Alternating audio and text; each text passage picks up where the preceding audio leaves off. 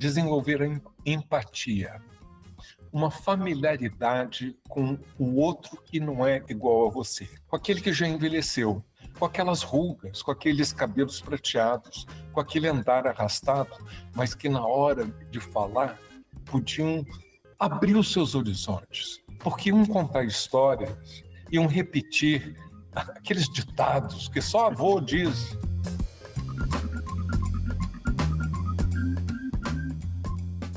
Como envelhecer de maneira ativa, de modo que se continue colaborando, sendo ouvido? Será que você quer envelhecer como seus avós ou de outro jeito? Envelhecer é uma jornada, e a maneira como a gente lida com o passar dos anos e com as pessoas mais velhas influenciam demais na nossa própria história. Quem vai falar sobre isso hoje é o médico gerontólogo Alexandre Kalash. Eu sou Luara Calvenic e este é o podcast da semana. Aos 78 anos, Kalash trabalha com o tema da gerontologia desde 1975, com formação nas universidades de Londres e Oxford. Nos anos 90, foi recrutado pela OMS para dirigir o Departamento de Envelhecimento e Saúde e desde 2008 atua como consultor para políticas públicas para a longevidade mundo afora. Ele é também um colaborador frequente do jornal Folha de São Paulo e da Rádio CBN. Escuta esse nosso papo.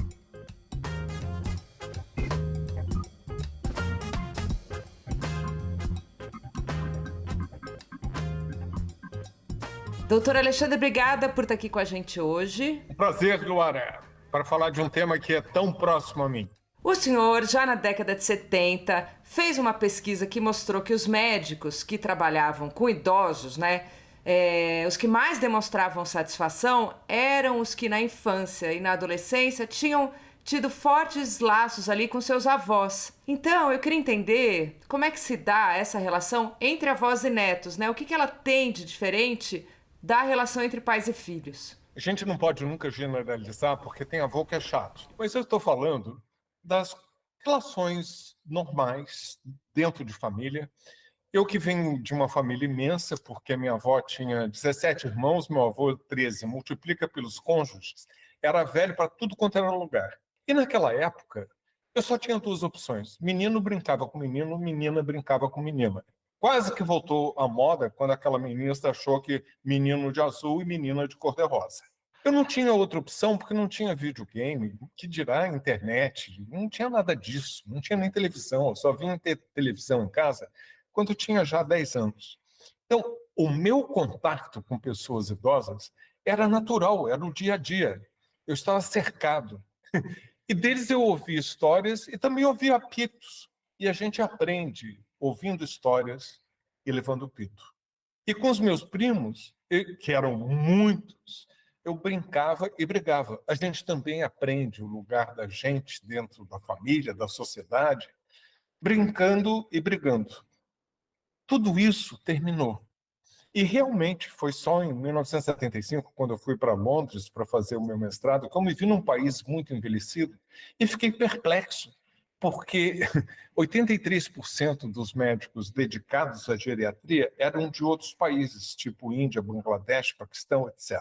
E eu falei assim, meu Deus, tem alguma coisa errada nesse país envelhecido, a educação médica não está atraindo o seu produto, o futuro médico, para uma especialidade que deveria ser tão vital. E resolvi fazer uma pesquisa para saber por que você escolhe geriatria, quais são os determinantes, os fatores, e inserir, talvez por premonição, intuição, a pergunta: teve convivência íntima com idosos na sua família, na adolescência, na infância? Aqueles médicos que se dedicavam à geriatria e que tiveram na infância, na adolescência, um contato íntimo com seus avós, eram os felizes, que tinham satisfação de trabalho. Os outros tinham ido para a geriatria porque era uma forma rápida de fazer carreira e chegar no topo, porque não tinha competição. Os médicos britânicos não se interessavam. Aí eu fiz outra investigação, acompanhando as atitudes de estudantes de medicina antes e depois deles passarem um mês numa enfermaria de geriatria. O objetivo era que eles, ao passar um mês convivendo com esses pacientes em geriatria, pudessem se interessar mais pelo tema. Era o contrário. Depois de um mês, esses estudantes, através das atitudes que eu meti, estavam menos interessados ainda. E eu estudei 10 grupos. E fazia grupos focais com eles e perguntava, mas me explica, eu era jovem na época, eu já fui jovem, né? Me explica aqui, eu sou um jovem brasileiro que está tentando entender o que está acontecendo e vocês, em vez da expectativa de aumentar o seu interesse por envelhecimento, diminuíram. E eles respondiam, está admirado por quê? Você nos tira daquele glamour da alta tecnologia, da gente estar salvando vidas e de repente nos coloca aqui no fim de linha com esses pacientes que estão morrendo, estão confusos, abandonados, que têm escara, 9 doenças crônicas simultâneas. Eles não ouvem o que a gente fala, a gente não entende o que eles estão dizendo. E nós não tivemos contato. Nós crescemos numa família nuclear, pai, mãe e os filhos. E, em geral, 1 ou 2 filhos. Já era assim. E eu percebi que isso ia acontecer mundo afora, inclusive, claro, no Brasil. Daquele momento em diante, eu abracei o envelhecimento e nunca olhei para trás. Não era nada sexy, não tinha glamour, mas eu achei que seria o tema que mais iria influenciar o século XXI. E não deu outra. Olha que escolha, que sorte que eu tive. Mas por trás disso havia aquela influência que eu não tinha conhecimento da minha relação com os meus avós e os irmãos e irmãs, esse monte de velho. Eu tinha que me dedicar àquilo que eu estava predestinado. E não me arrependo nem um minuto. Pois é, então essas pessoas mais velhas te deram aí algum tipo de estofo, um chão que você também viu em outras pessoas ali que você entrevistou, né? O que foi isso? Eu também, quando te ouço falar, também me lembro. Foi bom para os meus avós me ter por perto, assim como foi bom para mim tê-los por perto. O que é isso? Tem nome? Tem nome que é desenvolver a empatia, uma familiaridade com o outro que não é igual a você, com aquele estranho, com aquele que já envelheceu, com aquelas rugas, com aqueles cabelos prateados, com aquele andar arrastado, mas que na hora de falar podiam abrir os seus horizontes, porque iam contar histórias, iam repetir aqueles ditados que só avô diz. Você não ouve isso de gente mais jovem. E eles diziam, a gente verifica isso, inclusive em situações extremas. Nós tivemos agora uma situação extrema no Rio Grande do Sul. Foi um horror, aquele desastre.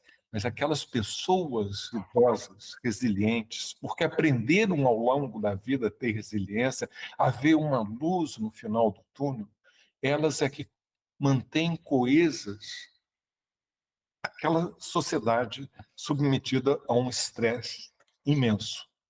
No entanto, as políticas públicas não estão voltadas para elas. É como se elas não interessassem. Durante a pandemia foi a mesma coisa. Deixa morrer, velho só atrapalha, só está dando despesa. Cada vez que morria um velho dentro de uma casa pobre, e o Brasil é pobre, a maioria da população é pobre, não tinha comida na mesa para o neto. Não tinha aquela renda, daquela pensãozinha que pagava eletricidade e internet para aquele filho ou filha irem buscar um bico, porque emprego formal não tinha. As pessoas idosas são recursos fundamentais para uma sociedade. É como se fosse a cola, a amálgama, que coloca tudo do jeitinho que deve. E se a gente desvalorizar, se nós continuarmos com o idadismo que prevalece na nossa cultura hedonista, que para você ser belo não pode ter ruga, não pode ter cabelo branco, não pode ser careca, não pode ter óculos, eu faço questão de dizer hoje, quando me apresento, eu não sou médico gerontólogo, eu não tenho 50 anos de estudo na área de envelhecimento, eu sou um velho, porque isso faz a desconstrução do envelhecimento. Não, você não é velho. Por que eu não sou velho? Olha aqui, olha para mim. Sou velho, sim. E não tem problema nenhum nisso. O importante é que vocês aceitem, não a mim, porque eu tenho pós-doutorado, uma vida acadêmica e fui diretor da OMS, que vocês abracem os idosos que estão, até porque você, mais jovem, almeja envelhecer. Nisso nós estamos em vantagem. Vocês almejam envelhecer, não sabem se nós já envelhecemos. E nós temos muita história para contar. E pense bem, se você tiver 35 anos hoje, daqui a 25 você vai ter 60, vai ser um sexagenário. E a proporção de idosos do Brasil terá aumentado de 15% hoje para 31%, de 33 milhões para 68 milhões. Você vai estar muito bem acompanhado. Mas eu desejo que você envelheça num país menos idadista. E eu não falo em etarista. O conceito é contra a idade. Não tem sexo, tem sexismo. Não tem raça, tem racismo. Não tem LGBT, tem LGBTismo. Não tem idade, tem idadismo. De repente, resolveram dourar a pílula e falar de etarismo. Como é que eu vou explicar para minha vizinha de 87 anos, descendo do elevador, e perguntar a ela, a senhora já sofreu alguma situação de etarismo? Sim, o que é isso, meu filho? E diga-se de passagem, que existe também idadismo contra as pessoas mais jovens. Você é muito jovem para ser promovida, você é muito jovem para pretender esse emprego. Mas espera um pouquinho, daqui a 5, 10 anos, isso vai ser corrigido, você vai ser 5, 10 anos mais velha. Uma pessoa que sofre idadismo, que tem 70, daqui a 5, 10 anos vai ter 75, 80, vai só piorar. Então, o problema central do idadismo é uma ideologia de que um grupo se acha valendo mais do que o outro e vai implementar todo tipo de casca de banana, de pedra no caminho, para aquele velho tropeçar. O senhor criou ali, junto à OMS, o conceito do envelhecimento ativo, lá nos anos 90, né? Eu queria saber de que maneiras as políticas que surgem desde então, elas puderam influenciar a maneira como a gente enxerga os avós, né? Ou como eles estão presentes hoje na sociedade. Ao meu ver, mudou os avós quando eu era criança e os avós que eu vejo hoje. O envelhecimento ativo ele está baseado em 4 pilares. Você, para ter realmente uma inserção absoluta na sociedade, ou perto de absoluta, você tem que caprichar na saúde. O segundo pilar é você caprichar em adquirir conhecimentos. A tecnologia não te dá folga. Aprender a aprender sempre, do início ao final da vida, porque senão você vai ser descartado. Tecnofobia, felizmente, cada vez mais os idosos estão afastando, estão enfrentando o desafio de ter que aprendê-la. Se você tiver saúde e conhecimentos, você passa para o terceiro pilar do envelhecimento ativo, que é participação. Para que eu sou saudável e para que eu tenho conhecimento? Para transmitir para alguém. E se eu tiver a força física e se me derem ouvidos, eu vou participar.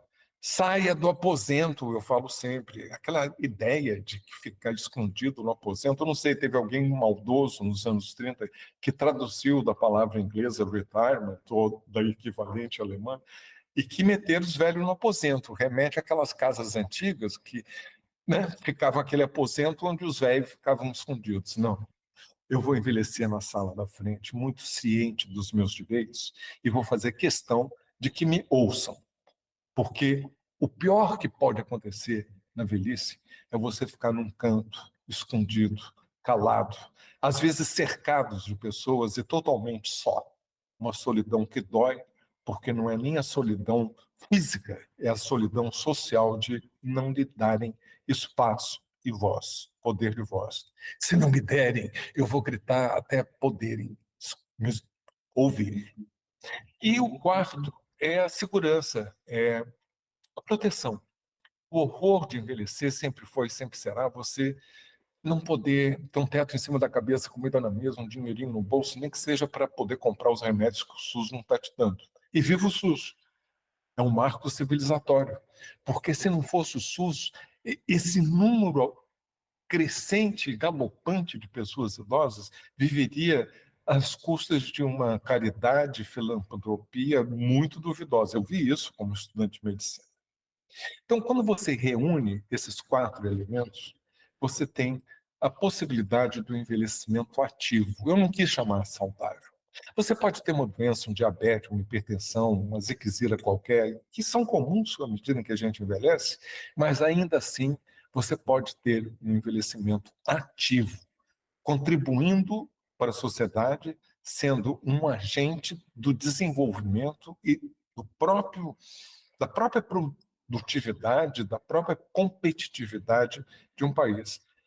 Luara, se a gente vai ter cada vez menos jovens, cada vez mais idosos, a gente vai ter que fazer o possível para que esses idosos continuem participando e contribuindo para a sociedade. Isso é produtividade. Mas se a gente tiver o idadismo, que começa com aquela ideologia de que eu valho mais do que você, porque eu sou jovem, você é velho, que vem depois o segundo I, que é a institucionalização, eu tenho poder, eu não vou te dar um exame, eu não vou te internar, eu não vou te promover porque você é mulher, eu não vou te dar um emprego porque você é negro, eu não vou te dar direitos de serviços de saúde porque você é muito velho. O terceiro I é o intrapessoal, que eu não te dou espaço, não te dou voz, não te ouço. Eu vi há semanas atrás, na mídia social, uma senhora velhinha que se queixava de estar muito só. E a família resolveu se reunir para ir visitá-la. E ela, então, nessa foto, está no canto da casa dela, na sala dela, olhando perplexa, porque os 20 membros da família que foram visitá-la foram com seus celulares e cada um estava com seu celular, ninguém estava conversando com a tal da velha que estava pedindo socorro porque estava se sentindo só. E depois, você precisa desses três Is para convergir para o último I, que é a internalização. Você acaba acreditando que você vale menos que os outros. Internalizou, introjetou. E aí não tem fim. E num país com tanta iniquidade, o quinto I, que é um campo de cultura para que tudo isso se manifeste. Que interessante o senhor trazer para mim essa internalização, né? É uma pessoa com uma trajetória de vida imensa, né? Tem ali uma baixa autoestima, né? Em algum momento da vida, né? Quando a gente imagina que isso já seria superado, mas não, né? E isso se reflete no dia a dia, porque 70% ou mais dos casos de abuso, maltrato, abandono são dentro de casa. A gente viu isso durante a pandemia. Nós temos 4 milhões de pessoas idosas que vivem só e temos 8 milhões de pessoas que vivem só com um cônjuge. Muitas vezes, essa pessoa que vive só com um cônjuge está mais isolada ainda, se sente com mais solidão, porque aquele companheiro ou companheira não é mais a pessoa que tinha sido, está com Alzheimer, está com dependência, teve um acidente cerebrovascular, não consegue se comunicar. Essa solidão pode ser ainda mais doída, porque você está convivendo com aquele que já deixou de ser o que tinha sido. São 12 milhões de pessoas.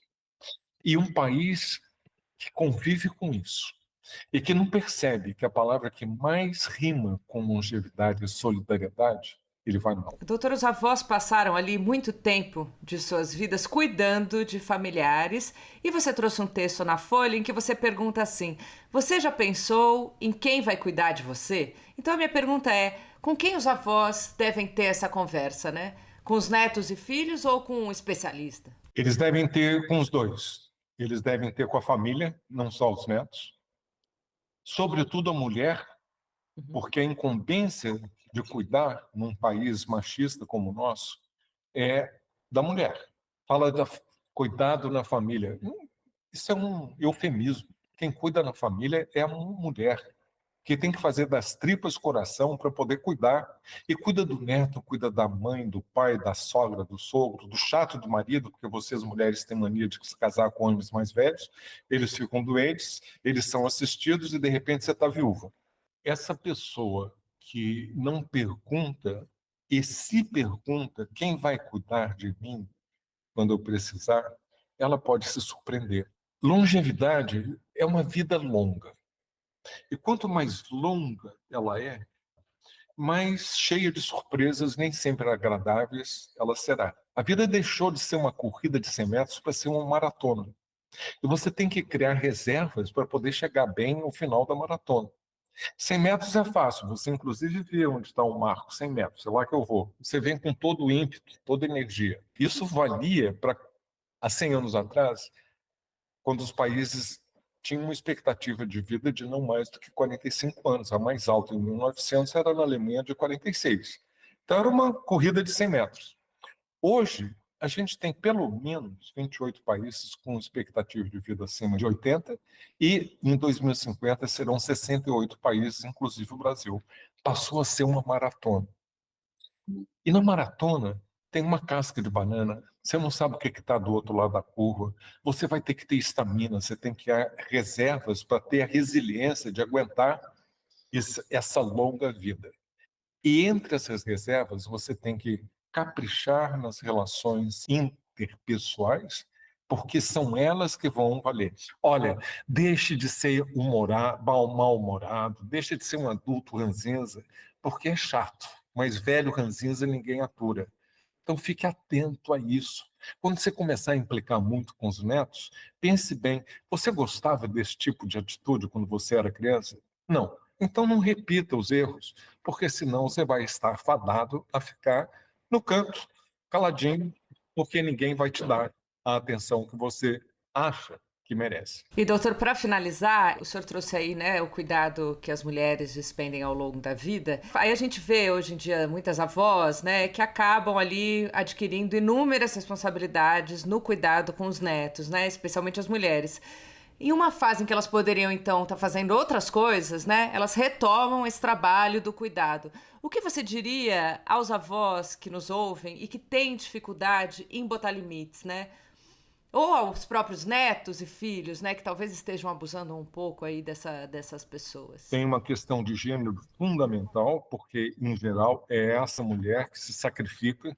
Ela se sacrifica, inclusive, em relação ao filho alcoólatra, que abusa financeiramente, que é o do neto drogado, que a leva para a ponta do caixa do banco para tirar, extorquir. É o abuso emocional, de falta de atenção, psicológico, você xinga, você desdenha.